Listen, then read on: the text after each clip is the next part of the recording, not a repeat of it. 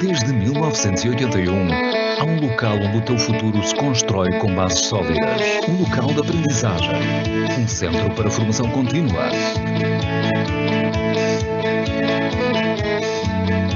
Uma comunidade dedicada ao teu futuro. Uma casa para formandos, profissionais, líderes. Para todas as pessoas que querem melhorar competências e conhecimentos. Para candidatos a um emprego qualificado.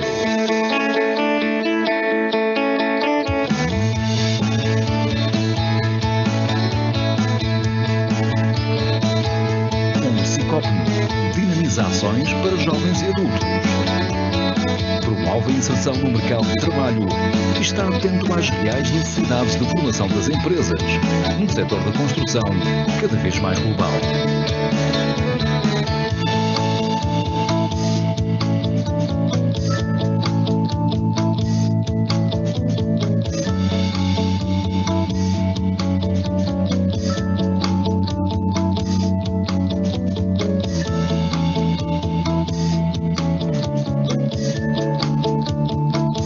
Aqui na Maia, somos casa para mais de 2.000 pessoas, incluindo formandos, formadores e colaboradores.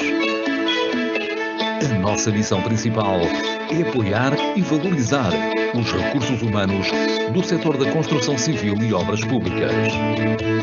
Sicopen, a formar com excelência desde 1981.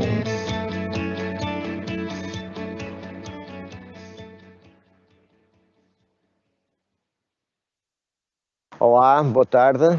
O meu nome é Rui Valente, sou o diretor do Sicopen. Venho dar as boas-vindas a mais um webinário. Gostaria de salientar que este ciclo de webinários, que já desenvolvemos há alguns meses, tem vindo a ter grande sucesso. Temos tido uma forte adesão de participantes e isso tem-nos motivado e continua a motivar-nos para, de facto, darmos continuidade a este projeto. Projeto esse que, de resto, tem vindo a ser trabalhado e articulado juntamente com a AICOPN, para quem não sabe é a Associação dos Industriais da Construção Civil e Obras Públicas, e pretendemos, de facto, sinalizar aspectos importantes relacionados quer com o setor da construção civil, mas também com outras áreas transversais. Aproveito a oportunidade para informar que o Sicopen faz este ano 40 anos de atividade. O Sicopen resulta de um protocolo estabelecido entre o Instituto de Emprego e Formação Profissional, por um lado, e por outro lado, a Associação dos Industriais da Construção Civil e Obras Públicas. Do resultado desta parceria que nasceu de facto o Sicopen há 40 anos, como acabei de referir. Desejo a todos um bom webinário e uma boa tarde.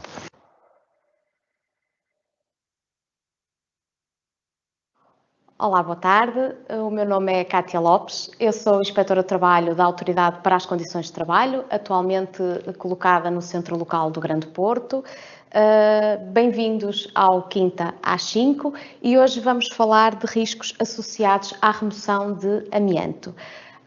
É um enorme prazer estar aqui, obrigada pelo convite ao Sicopen que nos endereçou e que muito nos honra a ACT com este tipo de iniciativas.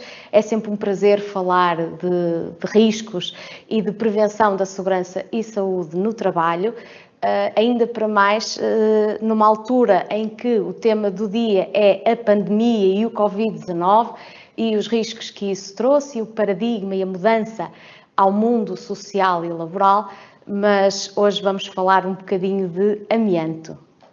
Então, para falarmos de amianto, importa, em primeiro lugar, saber o que é o amianto. O amianto ou asbestos é o termo genérico utilizado para designar minerais silicatados cristalinos na forma de fibra, de ocorrência natural e utilizado em inúmeros produtos comerciais.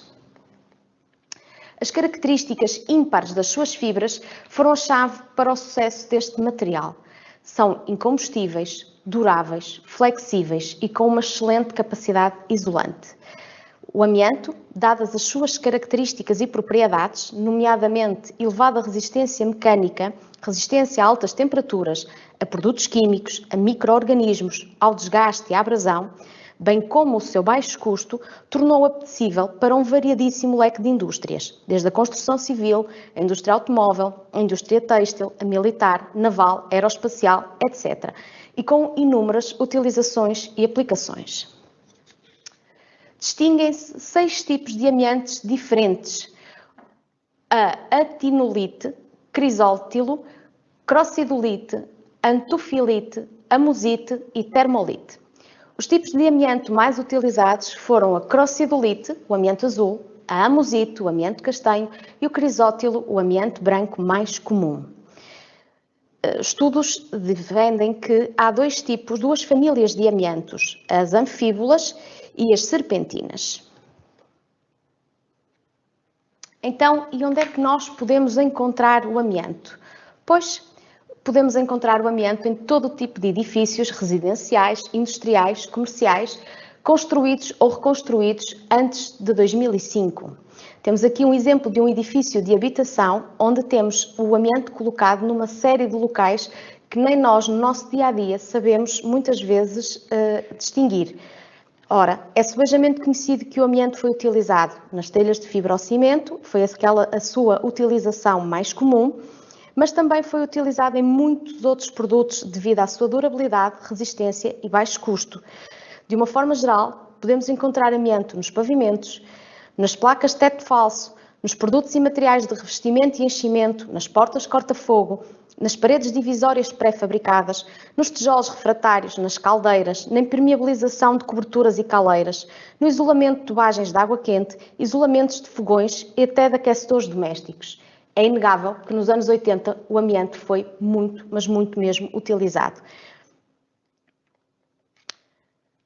Também temos aqui um exemplo de um edifício industrial onde podemos encontrar amianto, quer no interior, quer no exterior. Obviamente, e por excelência, todos conseguimos identificar amianto nas coberturas, nas placas de fibrocimento, mas também temos amianto no interior aqui de um edifício industrial, nas paredes, nas vigas, nas placas, nos pavimentos em vinil, nas cobertores antifogo. Enfim, é um outro exemplo onde podem encontrar amianto ou material que o contém. E claro que não podíamos deixar de falar da presença de amianto nos edifícios de comércios e serviços, e aqui salta-nos logo à memória, e a ACT não é alheia a esta polémica, do amianto nas escolas, na cobertura das escolas e dos edifícios públicos e nas universidades também. Efetivamente, o amianto está presente e está incorporado em todo o lado e em muitas partes destes edifícios e que foi utilizado na sua construção. Podemos ainda encontrar amianto em equipamentos domésticos, como secadores de cabelo ou torradeiras, em lápis de cera importados de países onde não foi proibida a utilização do amianto, em pavimentos de alcatifa e ainda, espantem-se as senhoras donas de casa, podemos encontrar amianto nos aventais, nas toalhas de mesa, nas torradeiras, nos fogões, aquecedores, nos revestimentos para tábuas de passar a ferro, fabricados antes de 2005. Estes são apenas alguns exemplos onde podemos encontrar e onde é possível encontrar amianto ou materiais que o contêm. Então, e quais os efeitos para a saúde de tanto amianto presente em tanto tipo de materiais distintos? Ora, todas as variedades de amianto são agentes cancerígenos, de acordo com o IARC, o International Agency for Research of Cancer, o Centro Internacional de Investigação do Cancro, sendo o período de latência das doenças associadas à exposição muito elevado, entre 20 a 50 anos. A Organização Mundial de Saúde chega mesmo a referir que não se conhecem valores limites de exposição abaixo dos quais não haja risco cancerígeno e alerta para os riscos de exposição ao amianto e os seus efeitos na saúde ambiental. Afirma-se assim que quanto mais exposto se estiver, maior é o risco de contrair uma doença relacionada com o amianto. Ora, estudos apontam que o amianto e a exposição ao amianto pode causar as seguintes doenças. As asbestoses, desde logo, é uma doença pulmonar provocada pela inalação de fibras de amianto que vão formando cicatrizes no tecido pulmonar, que conduz a uma redução acentuada da sua elasticidade, dificultando a sua expansão e, por conseguinte, a respiração.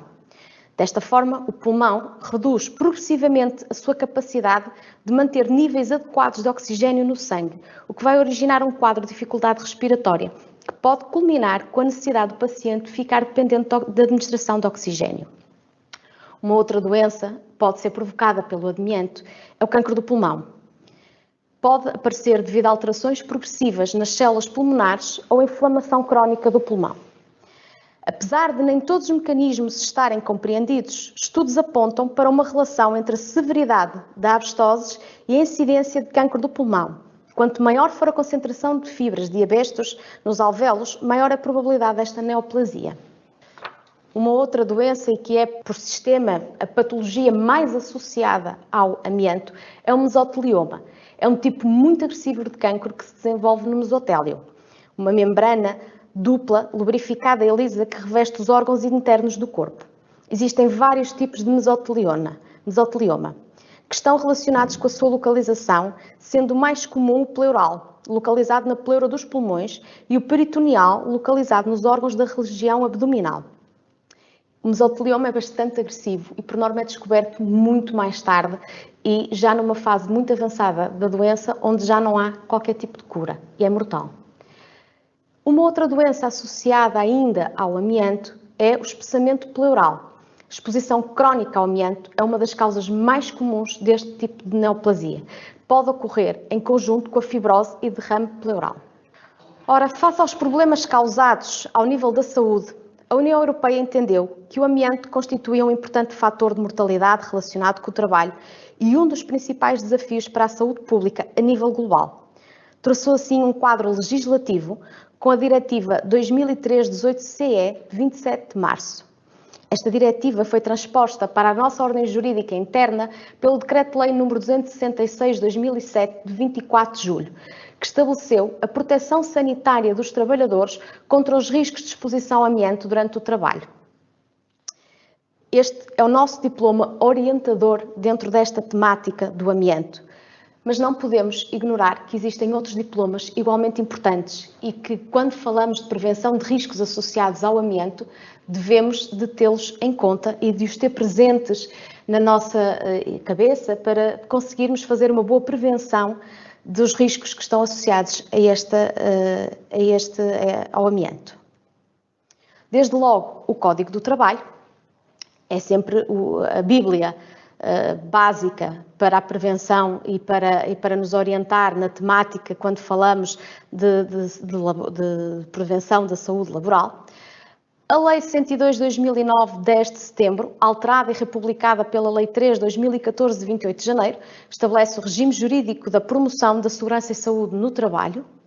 O Decreto-Lei 101/2005, de 23 de junho, foi também aqui um marco histórico muito importante, proíbe a utilização e a comercialização de fibras de amianto e de produtos que o contenham essas fibras e ainda cria as disposições relativas à rotulagem.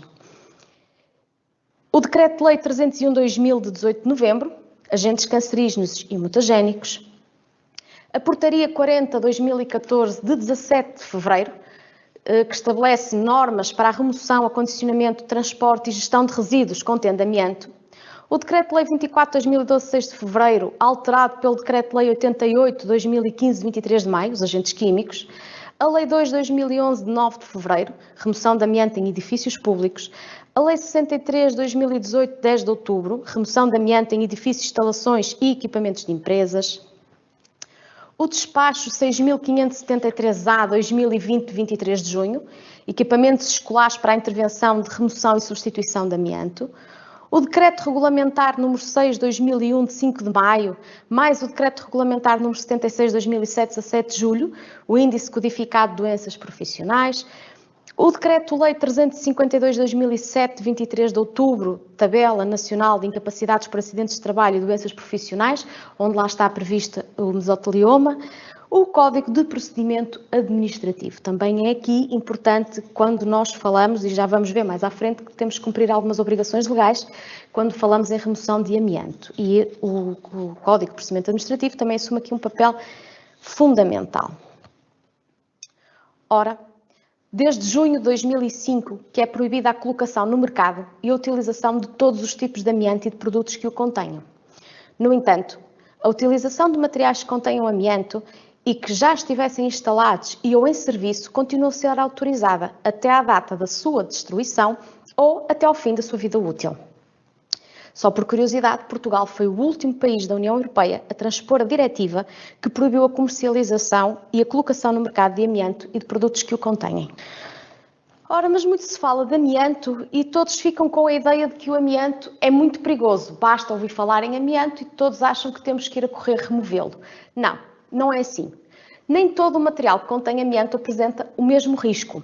O risco é distinto conforme se trata de material friável, grande probabilidade de libertação de fibras para o ar ou meio ambiente, e aí estamos perante um risco elevado de contrair as doenças que já falamos, ou então podemos estar perante material não friável, com uma baixa probabilidade de libertação de fibras para o ar e para o meio ambiente, e aí estamos a falar de um risco mais baixo. O perigo de exposição ao amianto decorre da inalação das fibras respiráveis, e por isso é importante esta distinção, saber se estamos perante material friável ou não friável. Porque, efetivamente, o perigo, quando os materiais que os contêm se degradam ou são manipulados incorretamente, há a libertação de fibras essas que, sobretudo os trabalhadores que vão manipular esse material, vão respirar e aí pode acarretar maior perigo de doença, de contrair uma doença. De acordo com o Decreto-Lei nº 266 de 2007, 24 de julho, o valor limite de exposição é fixado em 0,1 fibra por centímetro cúbico para todos os tipos de fibra de amianto. Então, e quem são os trabalhadores que estão mais expostos aqui aos riscos decorrentes do amianto?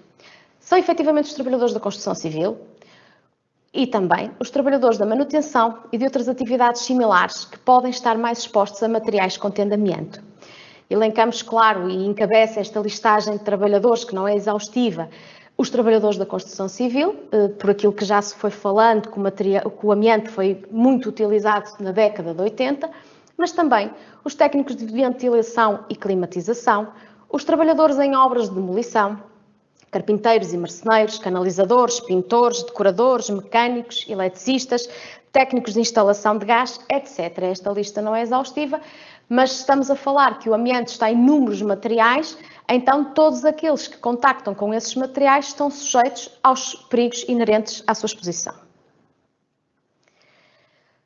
Como temos um vasto leque de trabalhadores que pode estar exposto ao amianto, então aqui perguntamos o que é que o empregador deve fazer. Pois bem, o empregador tem um papel fundamental na prevenção dos riscos da exposição do amianto.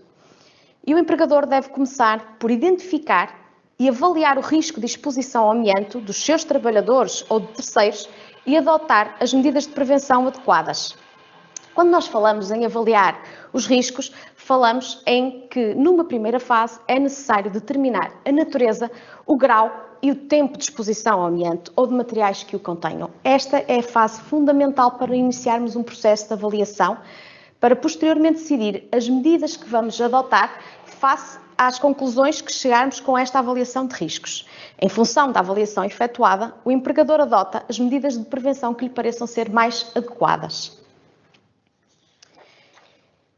Então, e que medidas são estas de que nós estamos a falar? Pois bem, face à avaliação de riscos, o empregador pode decidir manter o material que contém amianto, desde que o estado de conservação do material que contém amianto seja bom e não sejam libertadas fibras para o ar, mas a adoção desta solução implica um controle periódico do material que contém amianto, com o objetivo de determinar a concentração de amianto no ar para verificar se o valor limite de exposição fixado de 0,1 fibra por centímetro cúbico não é ultrapassado. Tem também que sinalizar o material que contém amianto com o símbolo próprio da rotulagem que está estipulada no Decreto-Lei. Tem que adotar um plano calendarizado de manutenção e conservação do material que contém amianto, por forma a evitar a sua remoção. Se a entidade empregadora conseguir garantir o cumprimento destes requisitos e se o amianto em si respeitar o valor limite de exposição, então pode manter o material que contém amianto, não é obrigado a removê-lo. Uma outra decisão que a entidade empregadora também pode adotar será encapsular. Mas aqui, para encapsular o material, também tem que respeitar alguns requisitos, nomeadamente, o material que contém amianto tem que estar em razoável estado de conservação e o tempo de exposição tem que ser reduzido. Aqui, quando falamos em encapsular, falamos de um revestimento estanque do material que contém amianto, de forma a cobri-lo e isolá-lo. E também aqui temos a obrigação de controlar periodicamente este material e garantir que não se encontram fibras no ar. E também aqui temos outra obrigação da sinalização, à semelhança do que acontece com a decisão de manutenção do amianto, aqui também temos que sinalizar devidamente o material que contém amianto. Isto é uma outra solução que, conforme está na imagem, é muito adotada, sobretudo quando o amianto está colocado em locais de difícil acesso, em que se opta por encapsular, que não há necessidade de o remover. Mas, efetivamente, também pode a entidade empregadora ter necessidade, não por opção, mas por necessidade, face à avaliação que fez, de remover o material que contém amianto. E então, quando é que esta decisão se parece a mais acertada? Quando o estado de conservação do material que contém amianto é de degradação avançada ou quando a concentração de fibras no ar é superior ao permitido por lei. Aqui não resta outra alternativa senão remover o material que contém amianto.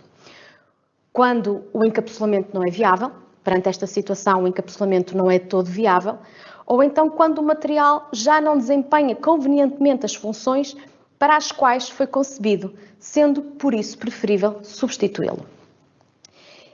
Todos também sabemos que existe esta opção de remoção quando estamos perante remodelações ou demolições de compartimentos ou de edifícios em que a remoção do material que contém amianto é um trabalho prévio e necessário quando estamos a fazer a renovação de um edifício ou quando vamos destruir um edifício para construir outro, e aqui não temos outra alternativa senão remover o amianto. Então, e quais os riscos associados a esta remoção de amianto? Portanto,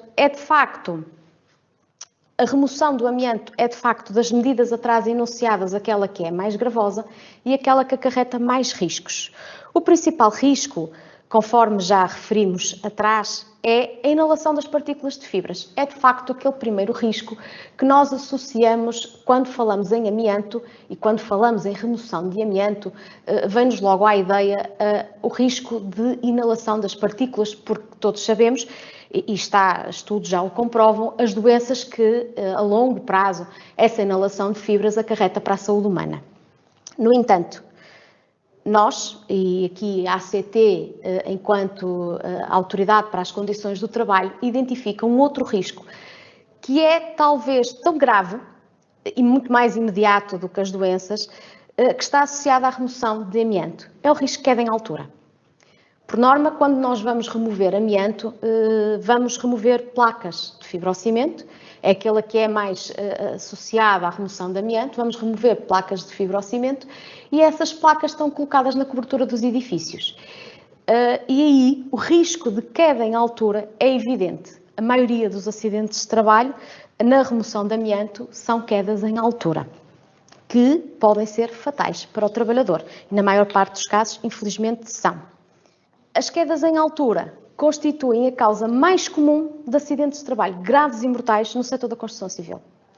Entre as principais causas destes acidentes de trabalho encontram-se o uso de equipamentos de trabalho, por exemplo, andaimes, plataformas, escadas, montacargas, sem as devidas proteções coletivas, sem proteções individuais também e superfícies de trabalho frágeis, entre outras. Ora, nós, quando falamos da remoção de placas de fibrocimento, estamos todos a lembrar daquelas coberturas de edifícios residenciais e industriais, naquelas telhas que são aquelas placas onduladas e muitas vezes no meio dessas placas onduladas de cimento temos placas translúcidas.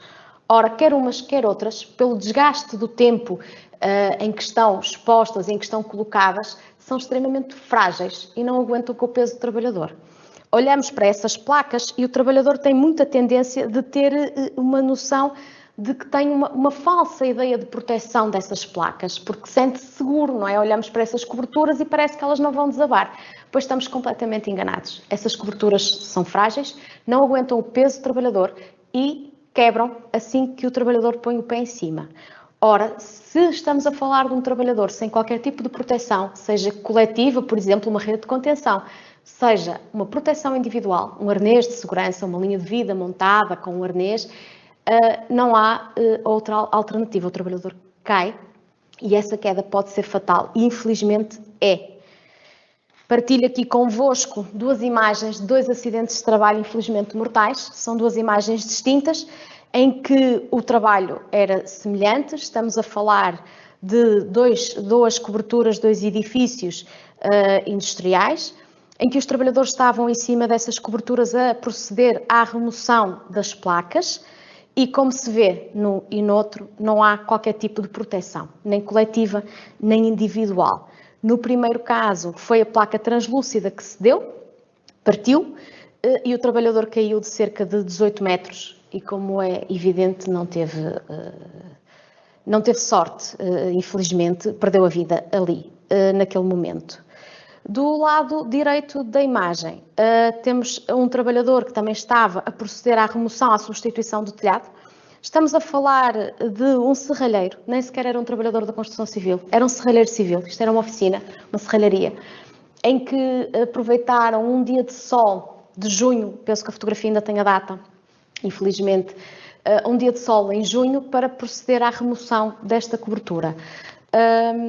O trabalhador também não tinha qualquer tipo de equipamento de proteção individual, não colocaram equipamentos de proteção coletiva, não há rede de contenção e o trabalhador, ao deslocar-se por cima do telhado, uma parte já estava com telhas novas e, portanto, não houve problema. Na parte em que ainda estamos a falar das placas de fibrocimento, elas cederam e o trabalhador caiu e também a consequência foi a sua morte imediata.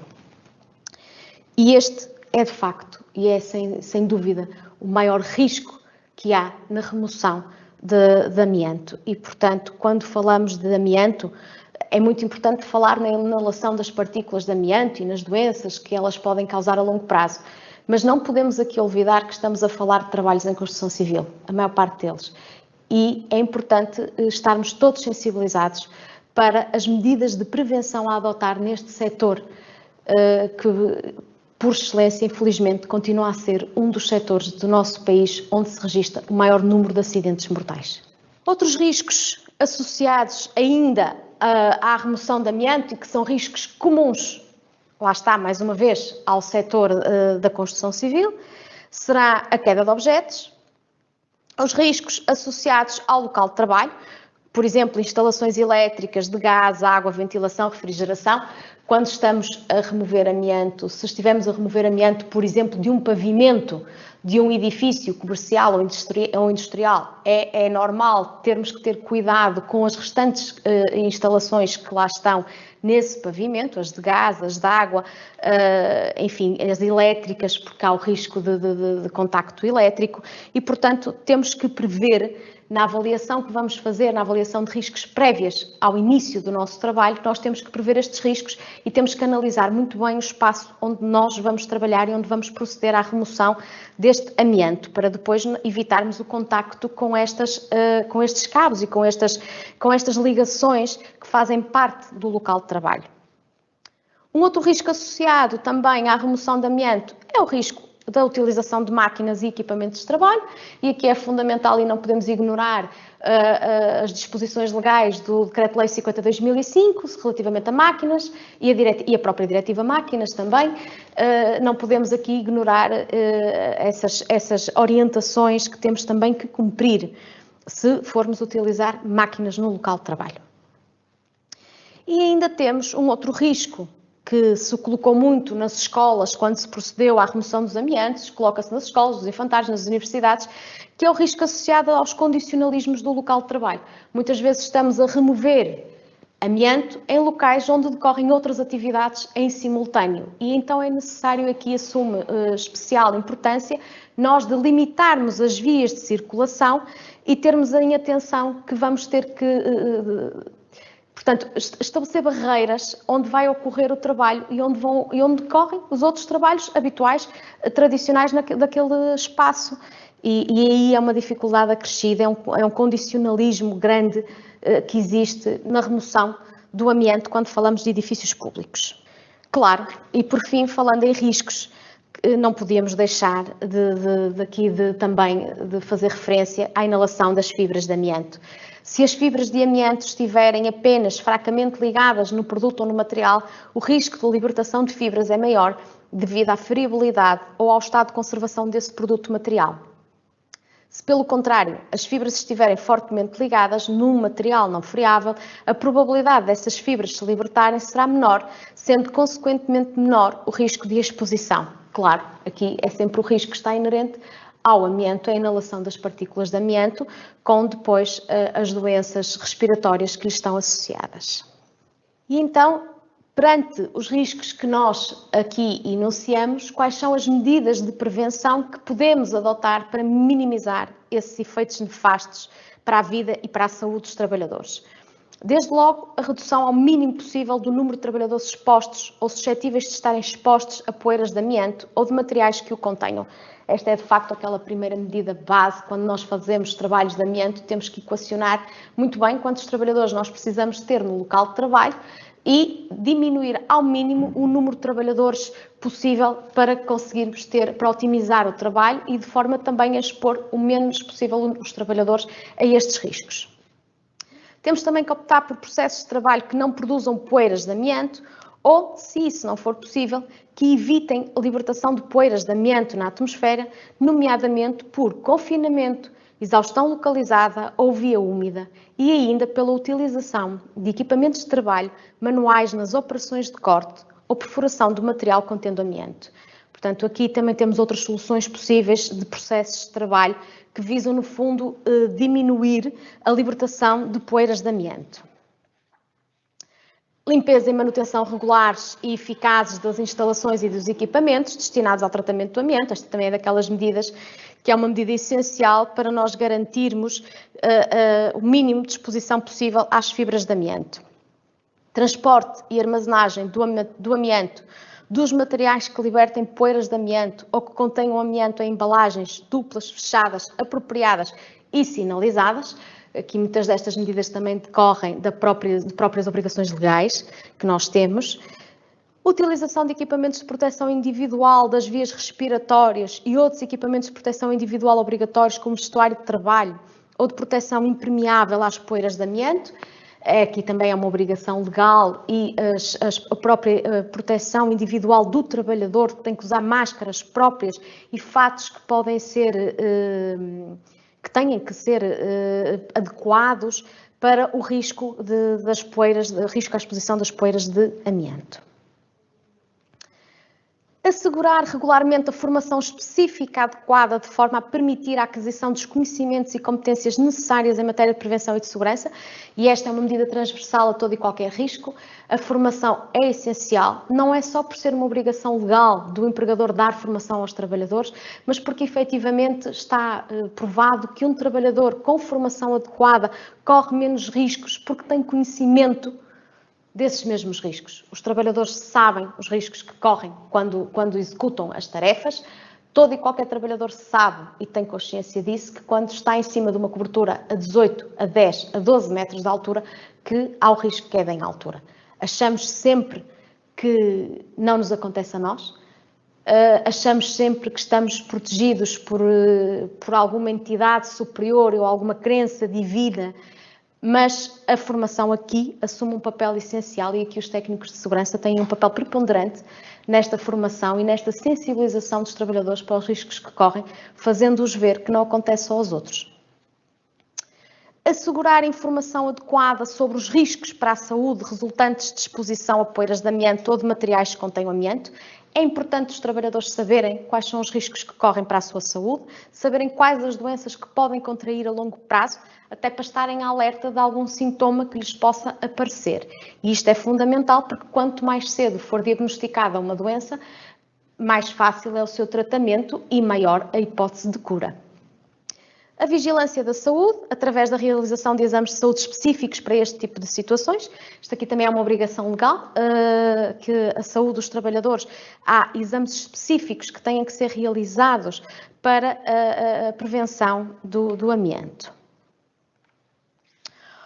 Ora, quando também falamos em prevenção, e aqui a ACT assume uma parte importante neste processo de prevenção. Um bom ponto de partida para planear a prevenção dos riscos associados ao manuseamento de amianto e de materiais que o contêm é cumprir o estipulado na legislação nacional.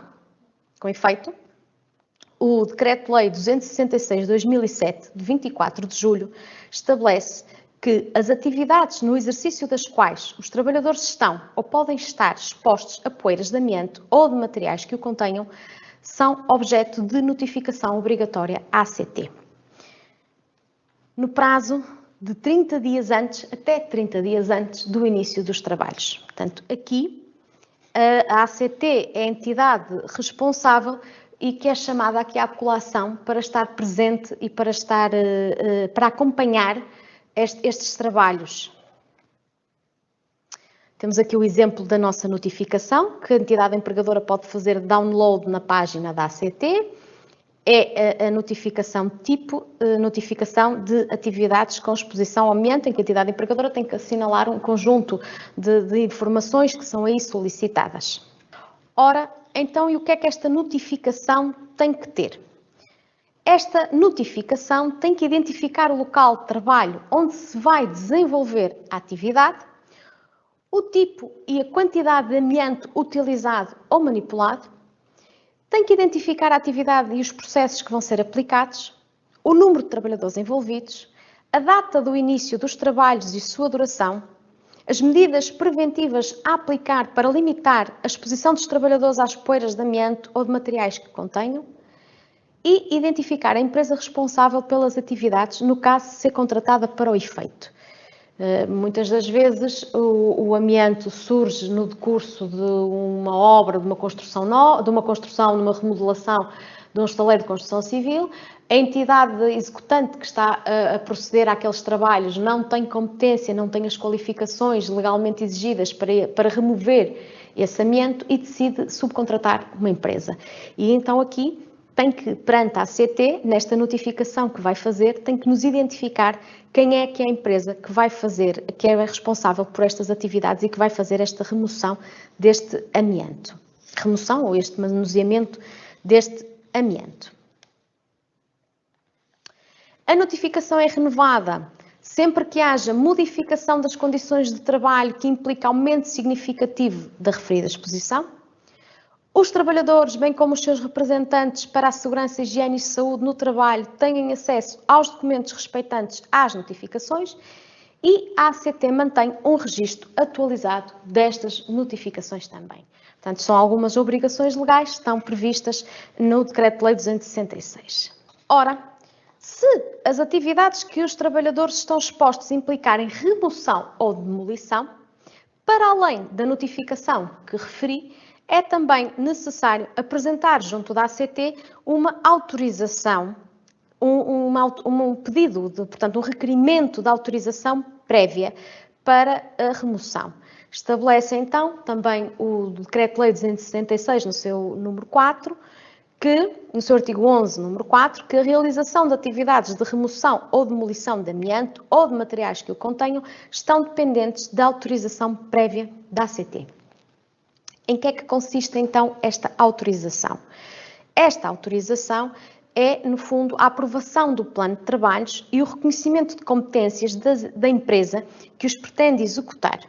E é efetuado por meio também de um requerimento próprio que está disponível na página da ACT e o prazo é igual ao da notificação, ou seja, até 30 dias antes do início dos trabalhos. Portanto, são dois documentos distintos e são os dois necessários quando falamos em remoção ou demolição de amianto ou de materiais que o contenham.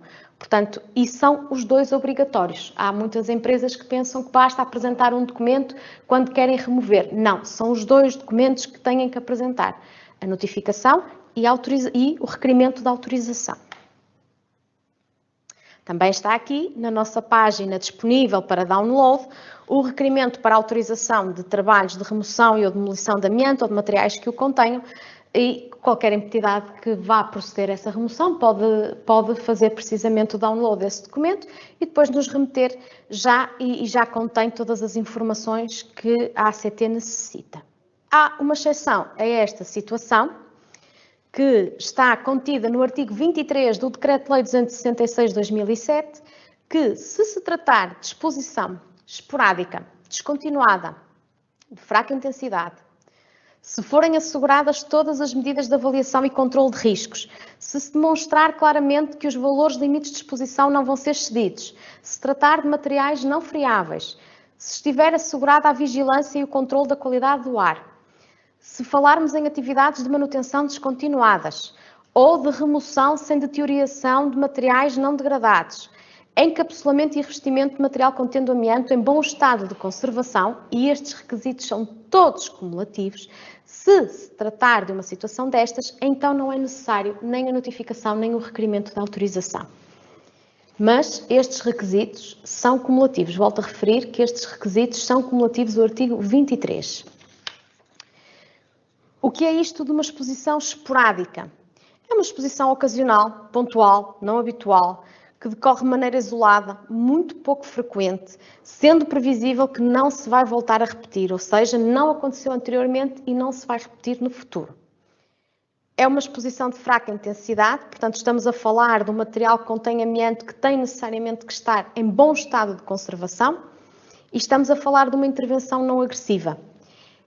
É muito difícil, nos trabalhos que nós habitualmente acompanhamos, é muito difícil encontrar este tipo de situações, porque de facto esta exceção tem um conjunto de requisitos e eles são todos cumulativos e é difícil encontrarmos uma situação onde conseguimos reunir todos estes requisitos. Na dúvida, mais vale submeter o processo à ACT e assim não se corre riscos de no futuro termos surpresas desagradáveis. Na ACT, este processo é um processo administrativo, tem 3 fases. A primeira fase, recepção e conferência. Uma segunda fase de apreciação do mérito do processo propriamente dita. E a terceira fase da decisão final. Então, na primeira fase, temos o registro eletrónico, portanto, recebemos o pedido portanto, com a notificação para a remoção ou demolição, fazemos o registro eletrónico de acordo com o 106 do Código de Procedimento Administrativo, por isso é que eu numa fase inicial falei que o Código de Procedimento Administrativo aqui também era um importante diploma legal a ter em consideração. Fazemos a conferência da integridade da instrução do processo, portanto verificamos se o requerimento está preenchido, se vai em anexo com o plano de trabalhos e se igualmente em anexo também temos os comprovativos para o reconhecimento de competências. Caso haja alguma falha no processo ou algum destes documentos não esteja conforme, é aqui o tempo privilegiado para fazermos um convite à entidade empregadora para suprir as deficiências do pedido inicial ou completar a instrução do mesmo, de acordo com o artigo 108 do Código de Procedimento Administrativo. Estando o processo todo muito bem instruído, passamos para a segunda fase, apreciação do mérito do pedido. Temos um conjunto de grelhas de análise que dispomos para saber se o processo reúne os requisitos essenciais para que possa depois ser aprovado. Temos então um plano de trabalho com amianto friável, amianto não friável, o reconhecimento de competências, portanto temos grelhas de análise para todos estes requisitos. Podemos igualmente aqui nesta fase, na apreciação do mérito, desencadear aquilo que é designado administrativamente audiência de interessados, com o sentido geral da decisão a proferir, ou seja, esta audiência de interessados é necessária quando o processo vai ser indeferido. E aqui as consequências do não acolhimento, a necessidade de correção de algum elemento do processo, portanto aqui fazemos a audiência de interessados. É nesta fase que ela decorre. Quais então são os parâmetros de análise para a apreciação do mérito do processo? Desde logo o plano de trabalhos. E o plano de trabalhos tem que conter um conjunto de elementos que são obrigatórios, que estão previstos no diploma legal, e tem que identificar dados de identificação, natureza dos trabalhos, a data de início e conclusão, o local onde vai ocorrer a remoção, demolição, manuseamento de materiais contendo amianto, tem que conter a planta desse local, a avaliação de riscos na sua globalidade, e aqui é importante e chama a atenção para na sua globalidade, porque não é só a avaliação de riscos da remoção ou da demolição do material em concreto, mas é a avaliação de riscos daquela que se falou inicialmente, a propósito dos riscos que quedem à altura e os outros riscos que estão inerentes à realização destes trabalhos. A organização do trabalho, a delimitação, o confinamento, os métodos de trabalho que vão ser utilizados, como é que vai ser removidos os resíduos e como é que vai ser feita a limpeza do local, os materiais e os equipamentos que vão ser utilizados e ainda os procedimentos de emergência. Portanto, o plano de trabalhos é um dossiê complexo e do qual fazem parte estes dados todos. E são estes dados que nós, na nossa grelha de análise, vamos verificar se estão lá e se estão bem estruturados. Por outro lado, temos que ter também um conjunto de documentos que acompanham este plano de trabalhos e que nós lhe chamamos reconhecimento de competências e dos quais faz parte, portanto, documentos comprovativos da equipa de trabalho e respectiva qualificação, documentos que nos provem a vigilância da saúde dos trabalhadores, é obrigatório as fichas de aptidão com a indicação se efetivamente o trabalhador foi submetido a exames de saúde adequados para avaliar os riscos de exposição ao amianto, a formação dos intervenientes, e isto aqui é fundamental a formação mais uma vez, a informação e a comunicação, os dispositivos de emergência, os equipamentos, o laboratório de análise, a qualificação do técnico que procede à recolha das fibras, o transporte e o destino final destas fibras. Portanto, são tudo documentos que têm que acompanhar este plano de trabalhos. Se todos estes documentos e todos estes procedimentos estiverem conforme, de acordo com as nossas grelhas de análise, então passamos à terceira fase, e a fase da decisão final. A fase da decisão final é uma decisão final expressa, que segue no formulário próprio, e se for uma decisão que seja no sentido indeferimento, ela tem que ir fundamentada de facto e de direito. Ou então, pode ser uma decisão de deferimento e pode até ser uma decisão de deferimento, mas com alguns condicionalismos.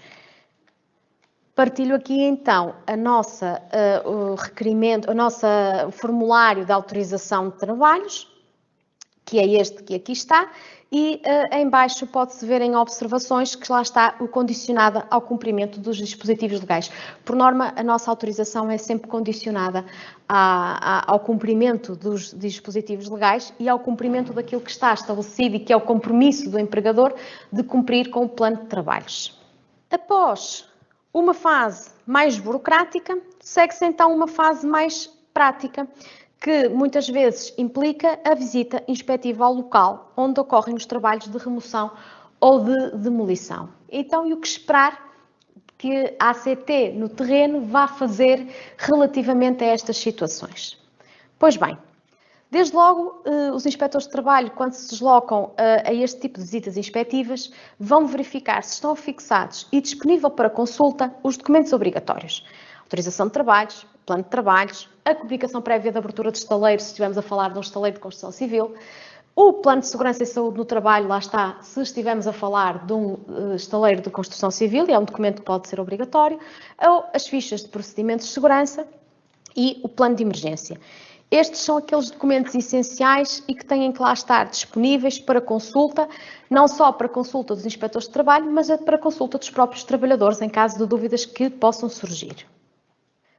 Vamos também verificar se estão cumpridas as medidas gerais e organizacionais nesta matéria, ou seja, se aqui o principal, no fundo, é verificar se o trabalho planeado corresponde ao trabalho que está a ser executado. E esta é uma situação fundamental. Portanto, vamos identificar todos os trabalhadores presentes no local de trabalho e vamos ver se têm correspondência com a lista nominal de trabalhadores que foi indicada e que estão identificados no plano de trabalhos. Vamos verificar se no local está a pessoa indicada como responsável pela aplicação dos procedimentos de trabalho e implementação das medidas preventivas previstas e ainda se está presente no local o trabalhador ou trabalhadores designados para as atividades de primeiros socorros, combate a incêndios e evacuação de trabalhadores. Portanto, aqui esta questão é fundamental de haver esta correspondência entre aquilo que foi apresentado à ACT e que consta do plano de trabalhos em todas as suas dimensões, com aquilo que depois os inspectores de trabalho vão encontrar na realidade. Portanto, temos aqui que verificar se há esta correspondência. Vamos ainda verificar o que está estipulado no plano de trabalhos. delimitação e sinalização das zonas de trabalho, bem como das vias de circulação, se está no local os equipamentos adequados ao exercício dos trabalhos, a unidade de descontaminação, o aspirador de partículas de alta eficiência com filtros EPA, o pulverizador para a aplicação de aglutinantes de fibras de amianto, etc. Ou seja, todos aqueles equipamentos que foram identificados no plano de trabalhos e no reconhecimento de competências que iam ser utilizados, têm que estar disponíveis e presentes no local de trabalho. E é isto que nós vamos no terreno verificar. E ainda vamos também verificar se os trabalhadores dispõem dos equipamentos de proteção individual, as máscaras e o vestuário de proteção adequado e ainda se estão implementados equipamentos de proteção coletiva. Esta é uma imagem de uma câmara de descontaminação que, por norma, tem que estar e deve estar presente no local de trabalho. É o interior da câmara de descontaminação, vemos aqui as zonas, a zona de trabalho, a zona de entrada, a zona de limpa depois para saída, ou a zona de chuveiro, que é uma zona intermédia. E, por norma, no terreno é esta apresentação que as câmaras de descontaminação vão apresentar quando nós estamos no local. Aqui também a imagem do aspirador de partículas de alta eficiência e ainda a imagem de um trabalhador envergando o seu fato de proteção, o seu EPI, que é descartável, portanto, utiliza desta vez e deita fora, fica ali na zona suja. E isto é fundamental, que os trabalhadores tenham todos estes equipamentos, quer de proteção individual, quer de proteção coletiva, disponíveis no local de trabalho, e isto mostra-nos o grau também de cumprimento daquilo que está estipulado e que a empresa estipulou no seu plano de trabalhos para cumprir, para proceder em segurança à remoção ou demolição deste amianto ou destes materiais que contêm amianto. Quando o trabalho planeado não corresponde ao trabalho executado, pois bem, aqui não nos resta outra alternativa senão a suspensão de trabalhos, que é um procedimento inspectivo. Por exemplo, se estivermos, e é um procedimento que pode ser lançado, se estivermos perante a remoção de placas, por exemplo, de fibrocimento em coberturas, em altura, estamos a falar de trabalhos em altura, se não estiverem reunidas condições de proteção coletiva ou individual dos trabalhadores para fazer estes trabalhos, pois bem, os inspectores de trabalho podem fazer uma suspensão de trabalhos.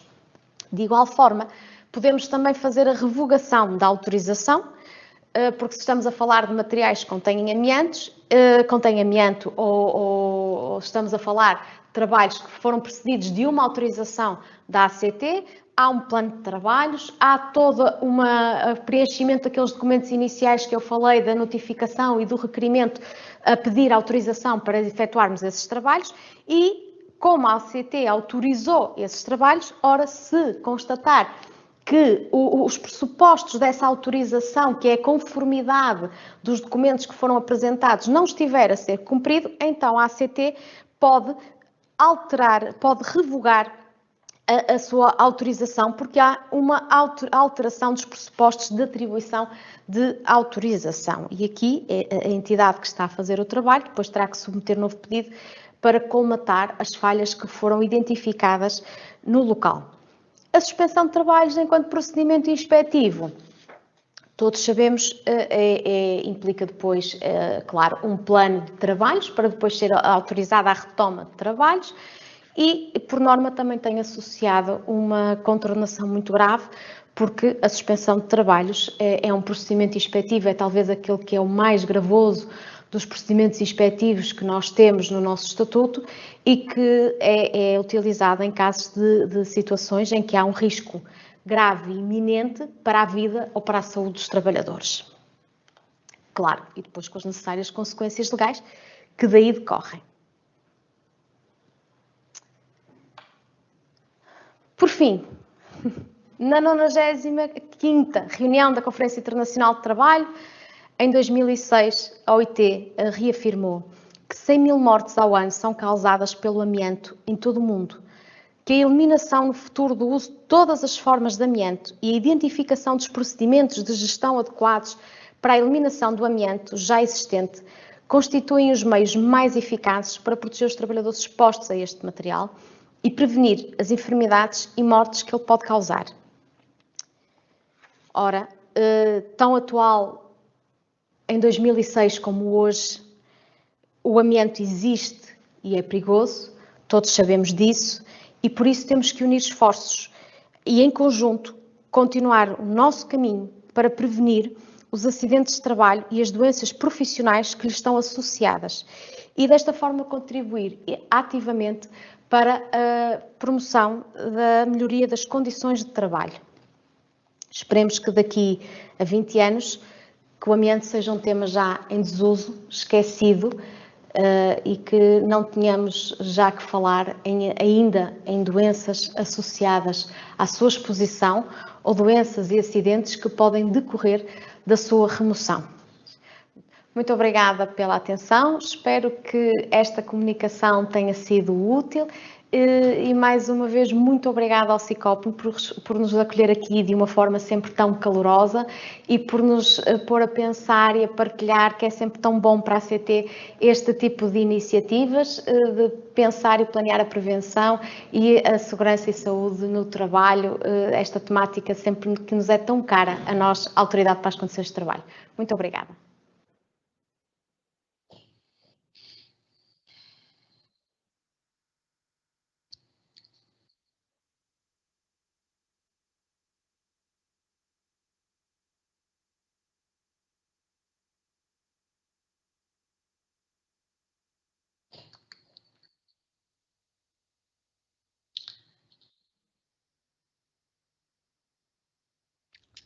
Olá, boa tarde. Obrigada a todos mais uma vez que nos acompanham nestes webinários. Doutora Cátia, nós é que agradecemos e nós aqui em nome do SICOPME agradecemos realmente também à ACT sempre esta disponibilidade para falar nestes assuntos que realmente são caros para todos, porque tudo que se relaciona com a saúde realmente temos todos que pensar muito bem para evitar realmente que no futuro estas coisas e estas mortes continuem a acontecer. Portanto, feito este agradecimento e porque temos muitas questões, se calhar avançávamos já para as respostas. Vamos lá, doutora Cátia? Sim. Então, a primeira questão que colocam é: existe alguma lista de empresas qualificadas para a remoção e ou demolição de amianto? Não existe nenhuma lista que esteja publicada, portanto, tanto quanto nos é dado a conhecer, não existe nenhuma lista de empresas que estejam autorizadas a fazer este tipo de trabalho.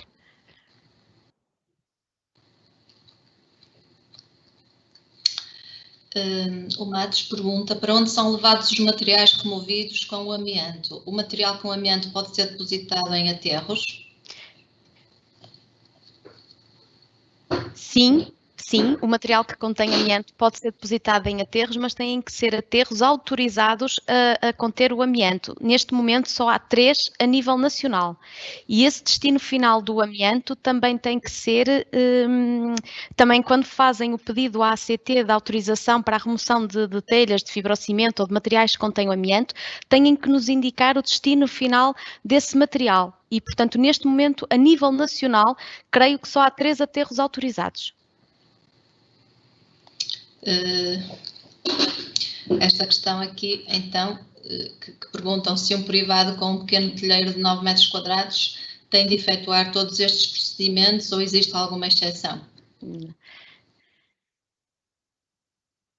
Portanto, temos que ver aquela situação. O privado tem sempre que cumprir o que está no Decreto-Lei no 266/2007. Mesmo que seja uma exposição esporádica e de fraca intensidade, tem sempre que cumprir com os restantes requisitos. E, portanto, aquilo que nós aconselhamos enquanto ACT é que façam efetivamente o procedimento junto de nós, pois, como eu disse, portanto, durante a apresentação, é de facto muito difícil se reunir aqueles requisitos do artigo 23 que excepciona o cumprimento dos normativos. Portanto, têm que cumprir, até porque depois têm que fazer o transporte do material, têm que fazer o aterro do material e, portanto, têm que cumprir os dispositivos legais.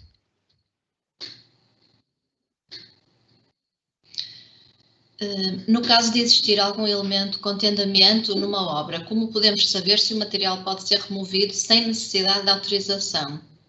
Por exemplo, 10 metros quadrados de telha. Aí têm mesmo que fazer o pedido de autorização. Na dúvida, fazem sempre o pedido de autorização. Não convém remover o material, porque temos que o avaliar e tem que se fazer a tal avaliação de riscos que eu fui falando durante a apresentação.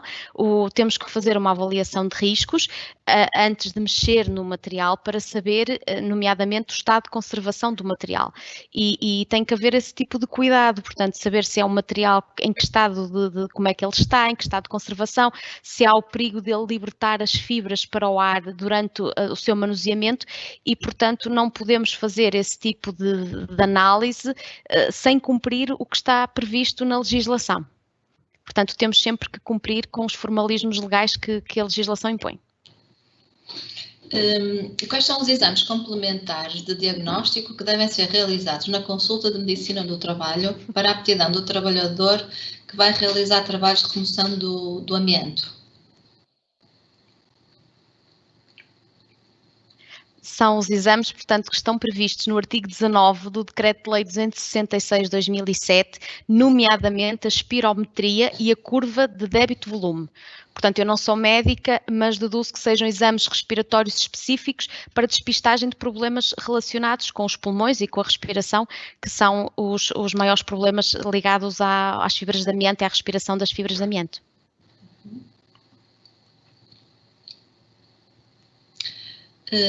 Qual é o procedimento para a medição dos valores de exposição ao amianto?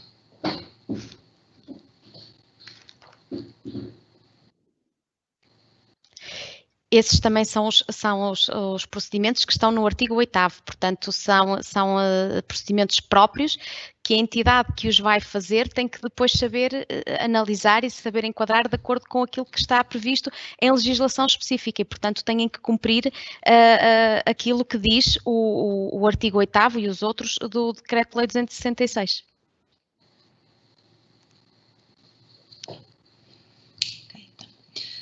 Se tiver uma declaração do fabricante e fornecedor a referir que as telhas de fibrocimento não contêm amianto, eu posso não fazer monitorização ou análise e posso encaminhar este resíduo como resíduo não perigoso?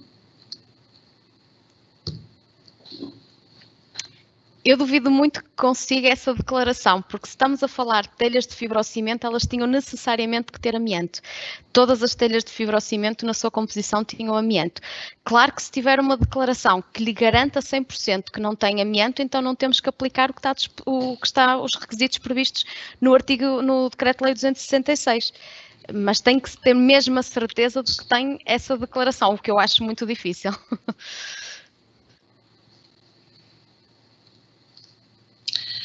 A formação a dar aos trabalhadores pode ser interna, realizada pelo técnico de segurança, ou é obrigatório ser uma empresa externa?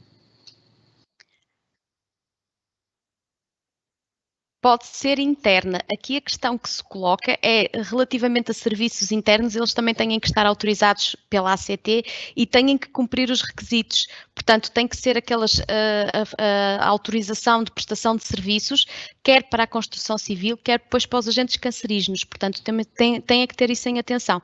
Se o técnico interno tiver formação e estiver autorizado a prestar esse tipo de serviços, pois muito bem, pode ser ele a dar a formação. Convém depois ficar com um comprovativo dessa formação, porque quando instruir o processo para apresentar junto da ACT, tem que depois anexar esses comprovativos de formação que deu aos trabalhadores.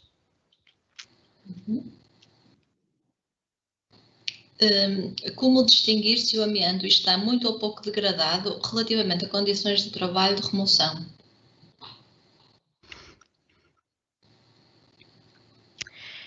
Essa é a pergunta do Euromilhões, não é? Pois, isso eu acho que caberá aos técnicos fazerem essa distinção. Lá está, todo o processo de avaliação de riscos e aqui a ACT é clara e na dúvida aconselha todas as entidades, e nomeadamente as entidades empregadoras que vão fazer este tipo de trabalhos, que cumpram os requisitos legais e que chamem uma empresa efetivamente autorizada a fazer este tipo de trabalhos e depois que faça uma avaliação de riscos riscos desse material. Claro que caberá aos técnicos depois fazer uma avaliação de riscos do estado em que está esse material e qual a utilização que lhe vai ser dada.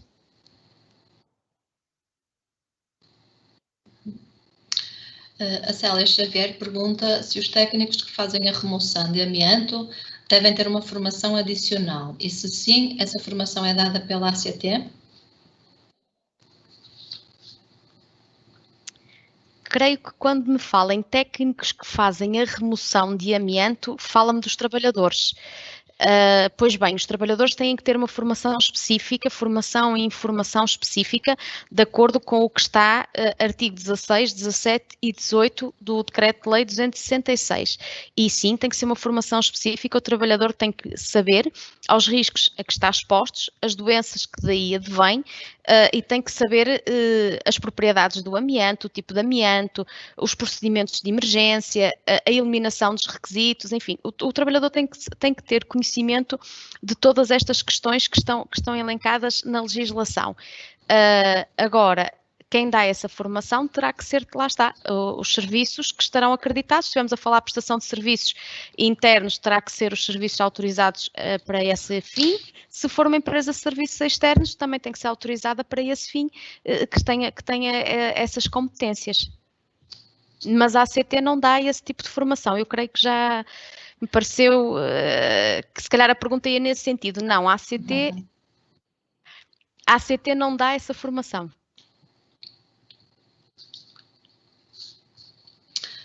Muito bem. O Juan Sanchez pergunta se as empresas que fazem remoção de amianto terão um alvará específico ou se continuaremos com a empresa X que fazem a remoção deste material.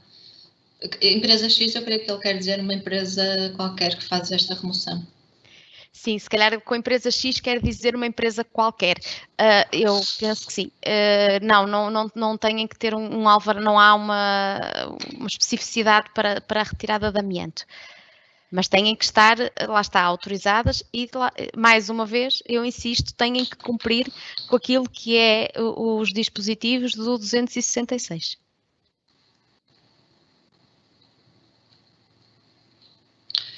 O Nuno Pinto pergunta se a ACT, por norma, acompanha os trabalhos de remoção de amianto.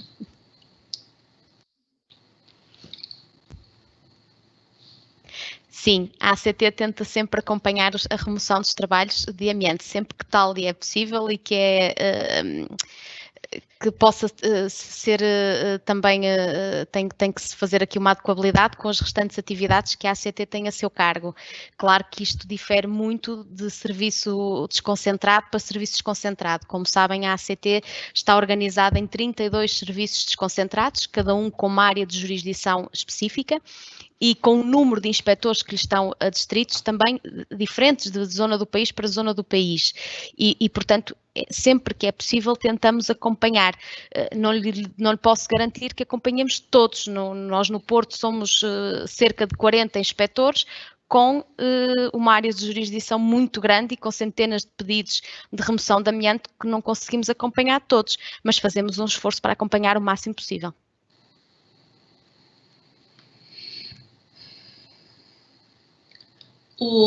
Eu creio que é o desgaste que estão a referir-se aqui. O desgaste dos EPIs utilizados no trabalho devem obedecer a algum procedimento específico?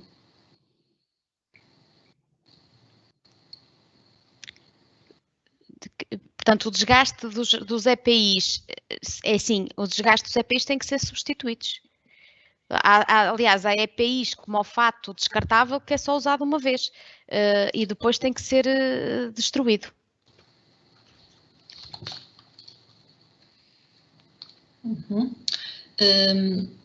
Alguém pergunta como pode fazer a medição dos limites de exposição. Acho que já é uma pergunta semelhante ao que fizeram há pouquinho e eu acho que disse que tinha que ser de acordo com o artigo 8º. Portanto, a determinação de concentração de amianto no ar e a medição dos limites de exposição. E isso tem que ser feito por técnicos próprios e com formas próprias de medir a concentração de fibras no ambiente.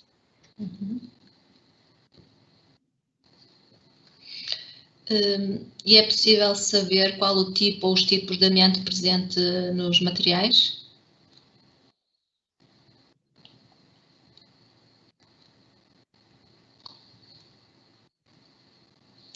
Creio que sim, porque quando nos fazem o pedido de autorização para a remoção, para a demolição, quando nos notificam do tipo de trabalho que vão fazer, envolvendo amianto, têm que identificar qual o tipo de amianto.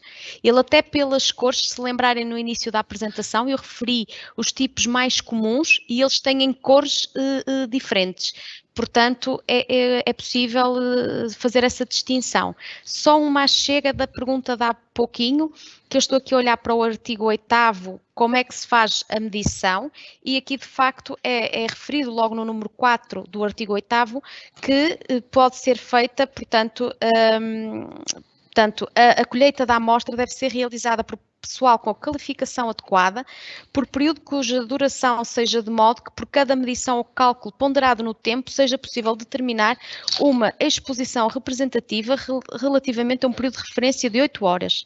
E a contagem de fibras é efetuada preferencialmente pelo método de microscopia de contrastes de fase, método de filtro de membrana, recomendado pela Organização Mundial de Saúde. Portanto, a quem me pergunta qual o método para a contagem, será este, que é o que está aqui também no número 5 do artigo 8º.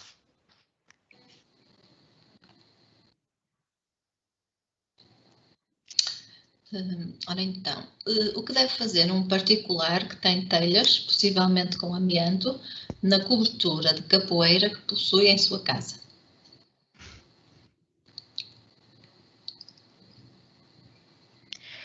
Pois se quer remover essa cobertura, substituí-la por outra, pois que deve de contratar uma empresa, com certeza que a internet hoje em dia, e como vulgarmente designamos o Dr. Google, facilita essa pesquisa, fazer a pesquisa de uma empresa que esteja autorizada a fazer essa remoção e sabe assim, tenha certeza que não vai correr riscos, e quando eu digo riscos é que o particular é dono de obra e depois incorre em responsabilidades se for fazer esse tipo de trabalho e não contratualizar com uma empresa que esteja habilitada a fazer esse tipo de trabalho e que cumpra com os requisitos que estão previstos na legislação, porque depois não são só estes requisitos, mas se estivermos a falar até, imaginemos um capoeiro alto, podemos estar a falar de outro tipo de riscos que vamos expor os trabalhadores. O particular tem sempre que contratar alguém para fazer este trabalho. E, portanto, a contratar, então, contrata de uma vez uma empresa especializada e habilitada que lhe faça este trabalho. E assim tenho a certeza que não vai ter encargos depois, mais tarde, não vai incorrer nem em responsabilidade civil e muito menos em responsabilidade criminal, porque o incumprimento destas normas pode determinar responsabilidade civil e criminal.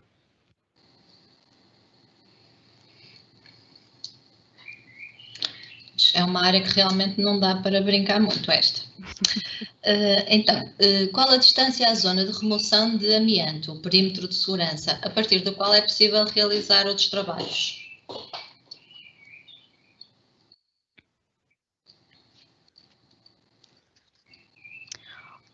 Ora, eu creio que a legislação não estabelece aqui um limite, portanto, aqui aquilo que temos que ver, mas atenção, eu estou a dar a resposta de cor, isto obrigaria a uma leitura atenta de todo o decreto-lei, que eu não o tenho aqui todo presente na memória.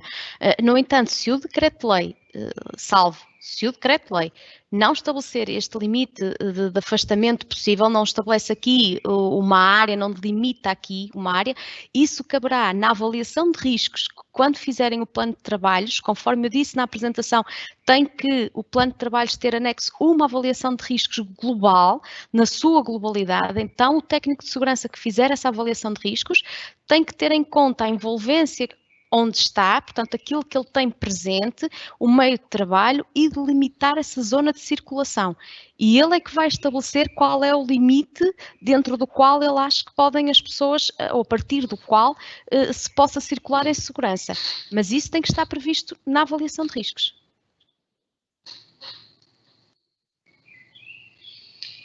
O Pedro Costa pergunta se existem entidades formadoras que habilitem os trabalhadores para removerem o amianto ou se é suficiente a formação dada pelo técnico de higiene e segurança no trabalho.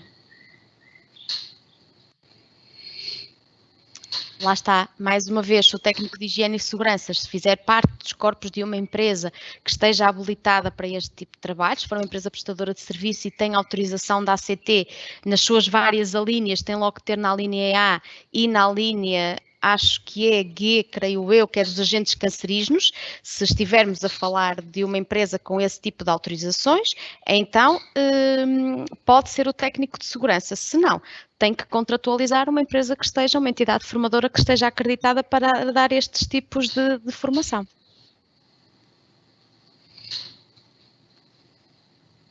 E vou colocar então a última questão, que é a Mónica Pereira, que coloca se existem ações previstas pelo ACT para informação e formação junto das empresas.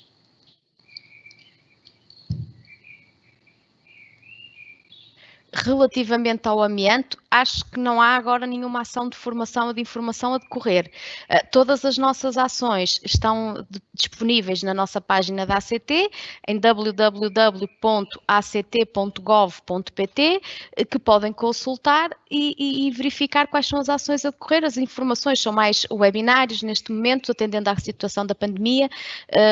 Estamos a optar por fazer webinários. Ainda hoje houve um, precisamente hoje de manhã, sobre construção civil, mas creio que direcionado para o amianto, não. Agora, isso, claro que varia de acordo com o plano da direção da ACT, o plano de ação, e a direção de hoje para amanhã pode publicar alguma ação de informação ou de sensibilização nestas questões. É uma questão de estar atento e de ir consultando a nossa página frequentemente.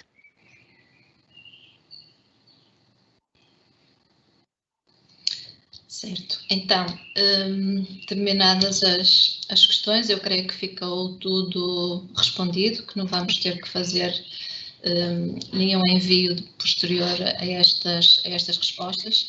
Eu queria deixar já agora aqui a indicação de que o SICOPN tem disponível uma formação de 16 horas em remoção de fibrocimento amianto, portanto, temos esta formação em e-learning e presencial.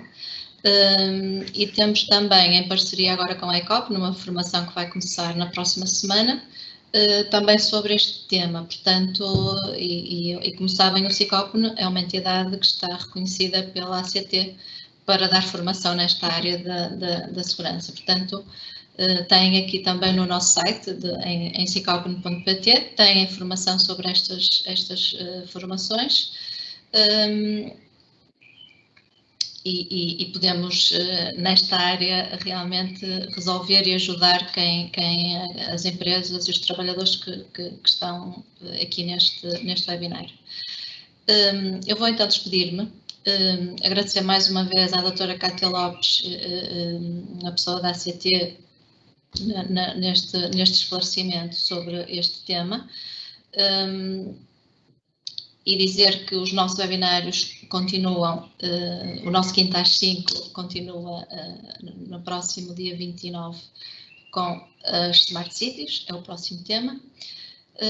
Temos já disponível também no nosso site todos os webinários que estão previstos até ao mês de julho, portanto até antes das férias, depois só retomaremos os webinários a partir de setembro. Podem já consultar essa informação. Agradecer mais uma vez a presença de todos e o interesse manifestado pelos nossos webinários e despedir-me até ao próximo Quinta às 5. Muito obrigada a todos. Boa tarde.